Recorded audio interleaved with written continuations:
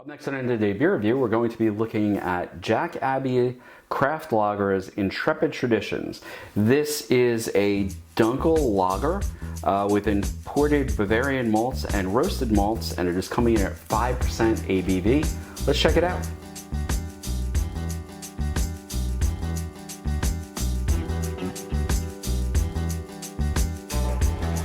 Hi, it's Rich, and welcome to today's beer review, and today we are looking at Intrepid Traditions. This is a Dunkel lager by Jack Abbey Craft Lagers, and it says I'm malty and sweet, and it also says that it was produced in November of 2025. It is December, albeit the very end of December 2025, and it says that Intrepid Traditions presents a series of adventurous journeys into the rich brewing heritage of bygone eras. Each release fearlessly explores historical brewing styles to craft an exceptional drinking experience tailored for contemporary palates.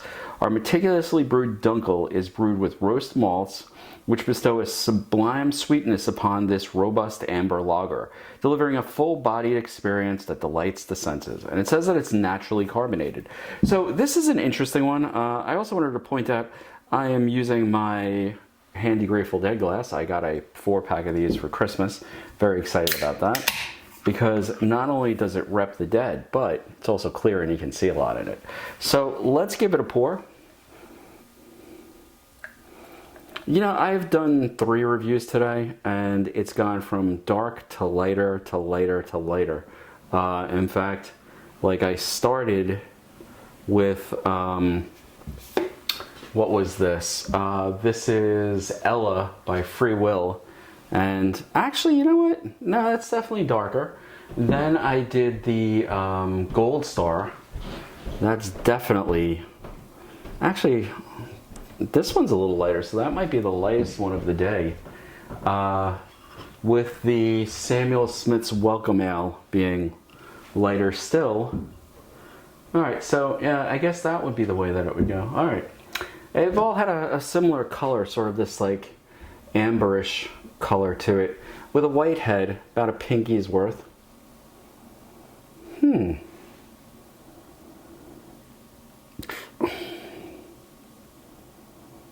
This smells like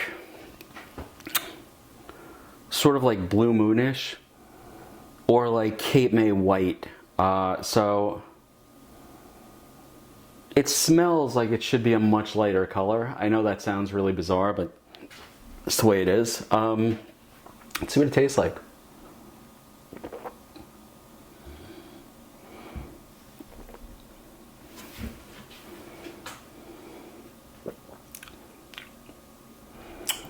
This reminds me a great deal of Cape May, I think it's a Belgian white ale. It's called like Great White Shark or something. I don't think I have any on the shelf anymore. Nah, I probably don't. And if I did, I don't know where it is. It has a very light, very bready taste to it. You get a good amount of malt on the back end with a little bitterness to break everything up, which sort of reminds me of what the nose was. The nose was sort of very, very sort of like a dark, bready, yeasty aroma, which is gonna, like, it seems like all of the reviews I've done today have had a similar flavor profile to an extent, even though there's been time between the reviews and I've had like water between and all that kind of stuff. The thing that gets me on the back end of this, like it does say here that sipping this, I'd rival Austen's heroines.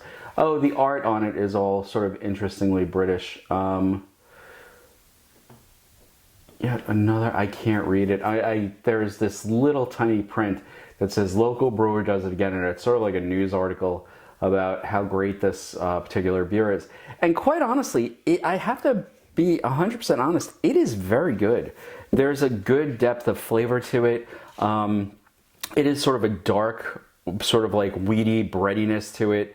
And on the back end, you get sort of this roasted malt flavor that breaks everything up. And there's even a little bit of bitterness on the back end that ties everything together. And I have to tell you, this is very, very good.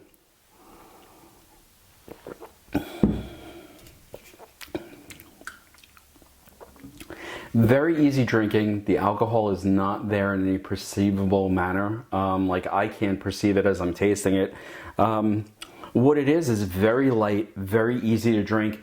In fact, I think the term I would use for this is like crushable. Like this could be drunk very quickly.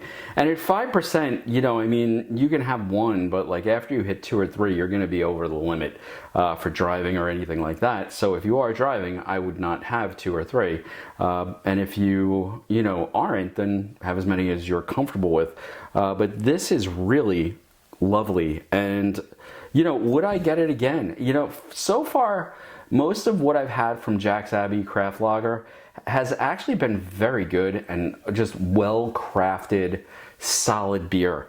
And I have to be honest with you, at this point, if there are labels on it, I'm probably buying it and trying it. And I would recommend that if this is available in your area, I'd check it out too. And I want to make it clear, like I bought this beer at Trader Joe's and it wasn't super expensive. And it has a nice flavor profile to it, and it is definitely proof that, you know, you don't have to spend I think this was $4. You don't have to spend a tremendous amount of money to get a really, really quality beer. And I think almost everything that Jack's Abbey Craft Lagers has put out that I've tried, I've one, liked, and two, I think in each case I've said that it really tends to be a bit of a bargain because they're not so overpriced. Anyway, so would I buy this again? In a heartbeat. I now regret that I only purchased one. Yeah, this is a good, robust, easy drinking beer. This is the type of beer that could pique a non-beer person's interest in finding out more about beer. And with that being said, I would definitely buy that again. It says on the side that they live for the lager, and I have to say, so far, based on what I've tried of their stuff, yeah, I got to give it to them. They nail it most times because of the depth of flavor that they give and the complexity to what otherwise I would have assumed. Like I said, when I compared there is such a different array of flavors that I've tried today that this one really stands out as being, you know, very good, very straightforward. And you can tell, like, this is the product of some good ingredients that are putting forth a really good beer and an easy drinking beer at that. So, you know, I believe we live for the lager when it comes to this particular company.